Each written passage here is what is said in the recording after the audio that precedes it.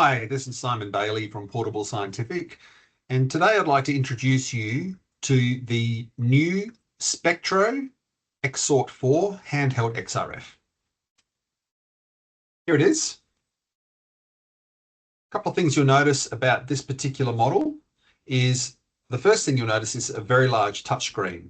Most handheld XRFs have a 3.7-inch touchscreen. This one is a 5.1-inch color touchscreen. It's actually quite large, which is fantastic for being able to see the screen at a distance. But it has all the same features. It's nicely balanced, so weight's 1.6 kilos with the battery, and I'll just show you where the battery is. So this is just a standard Inspired Energy lithium-ion battery that you might have seen previously with other models. So the old Vanta models used them, Deltas, Brookers, and quite a nice closing system there. Lanyard on the side. Here's your COM ports here. So we have a micro SD card. We have a USB Type-C port for connection to your computer. Your mains power is here as well. And this particular system, you have optional GPS, but you also have built-in Bluetooth and Wi-Fi. So fantastic options for connectivity with external devices. The Xsort4 is an Android-based operating system, which makes connectivity really easy, external apps really easy. I can mirror it to my computer without having to install any particular software, just use screen copy. But it also comes with its own software as well, and that's called XRF Analyzer Pro, which is included in the package.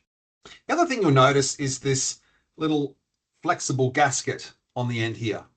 So this is made of tungsten rubber. So it's tungsten and rubber, and it's flexible, which means it doesn't impede when you place the sample up against, whether it be a broad sample like this. It's a flexible gasket. It will flex around the sample. But what it does mean, so this rubber tungsten gasket minimizes that even further. So effectively, you're going to get more radiation just from the environment around you than you will from this, using it in handheld mode. The rubber tungsten gasket is removable, so I can just peel that off there, but it is interlocked. So there is a magnet. It's pretty easy to place back on. You just place it back on. There is a magnet on the side here, which completes the interlock. So without that, it doesn't operate. And you can actually replace that with a rigid clip, which will allow connectivity to test stands, so mobile test stands or the larger powered test stands. The other thing that's really interesting about this system is it is what we call a run cold XRF system. You'd be familiar with the upper heat capacity of XRFs, and in Australia it tends to be a big issue. Once you get upwards of 40 degrees C, the XRFs tend to struggle, regardless of the brand, anything above 40, 45 degrees C. And the main reason for that is we've got two components in here. We've got a tube and a detector. The tube most systems tend to run a 4-watt tube, which is generating a lot of internal heat. And the detectors that are sitting right next to the tube and also may be pressed up against a piece of steel or a sample that is 50, 60, 70 degrees in the sun, those detectors need to maintain about a minus 30 degree Celsius temperature. So there's quite a big difference in what the analyzer is receiving and generating in that heat and where the detector needs to be maintained. With this system, it's running a 2.5-watt tube. So immediately the power output is reduced. It's a smaller spot analysis area, which means the XRF is still able to get the optimal counts necessary to achieve those low detection limits.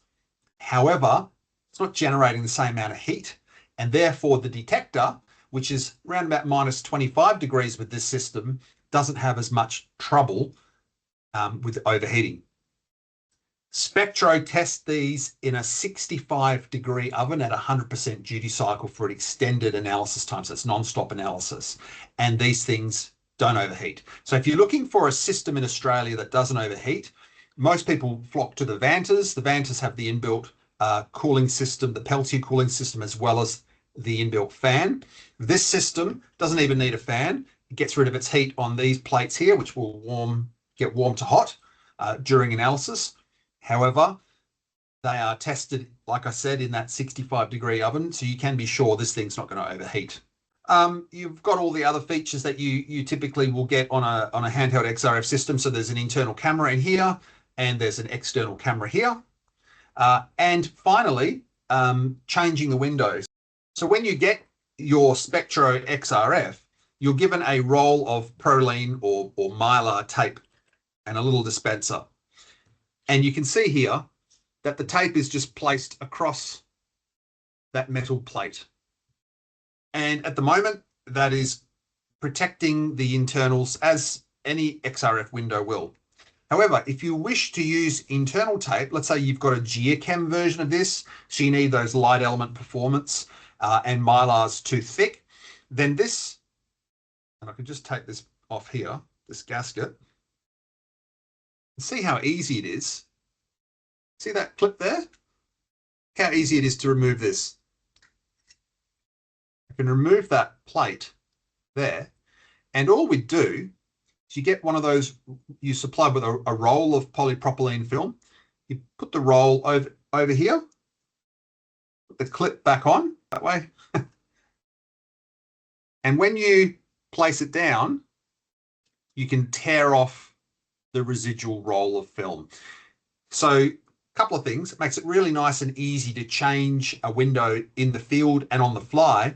But secondly, you're not paying a lot of money per window. So you'd be familiar with something like a Vanta window or a Brooker window, individually framed windows costing anywhere from $5 to $10 per window. The cost per window on these systems is a lot less.